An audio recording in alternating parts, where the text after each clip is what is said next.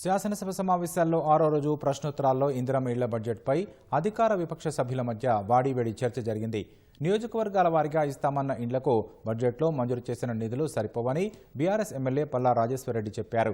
ఈ ప్రశ్నకు సమాధానమిచ్చిన ఉప ముఖ్యమంత్రి భట్టి విక్రమార్క పేదలకు ఇళ్ల కోసం ఎన్ని వేల కోట్లైనా ఖర్చు చేస్తామని తెలిపారు.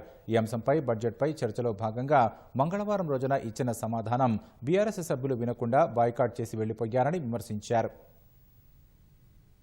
3,24,536 అలకేట్ అయినాయి. కన్స్ట్రక్షన్ స్టార్ట్ చేసినాయి 2,62,449. 5,000 కోట్ల రూపాయలు పేమెంట్ చేశారు. ఫస్ట్ విడతగా చేశారు. 12,500 కోట్ల రూపాయలు కావాల్సి వస్తుంది. మరి భట్టి గారు బడ్జెట్ లో పెట్టింది ఇందిరమ్మ ఇళ్ల కోసం 5,000 కోట్లు మాత్రమే. కాబట్టి మరి వీళ్ళకి ఎట్లా పేమెంట్ చేస్తారు? వచ్చే సంవత్సరం కూడా 3,500 చొప్పున ఇస్తాం. ఈ 3,500 అలగు, ఆ 3,500 అలగన్నారు. మరి ఈ 3,500కే 3,000 కోట్లు తక్కువైతున్నాయి. మరి వచ్చే 3,500 ఇల్లు ఇస్తారా, ఇవ్వరా? ఇస్తే ఎప్పుడు ఇస్తారని చెప్పేసి మంత్రి గారిని నేను రిక్వెస్ట్ చేస్తున్నాం. ఈ రాష్ట్రంలో ఏ పేదవాడు కూడా ఇల్లు లేకుండా ఉండకూడదనేటువంటి ఒక ఉన్నతమైనటువంటి ఆశ ఆలోచనతో 22,500 కోట్ల రూపాయలు ఖర్చు అవుతున్నప్పటికి కూడా మొత్తంగా 5,000 చిల్లర పైబడి బిల్లులు ఈరోజు క్లియర్ చేశారు సంవత్సరానికి.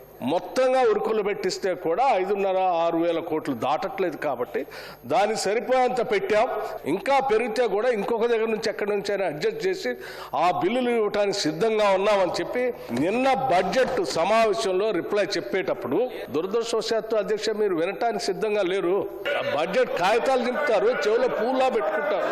పేదల కోసం ఏ సంక్షేమం ఉన్నా కానీ వినటానికి సిద్ధంగా లేరు మీరు.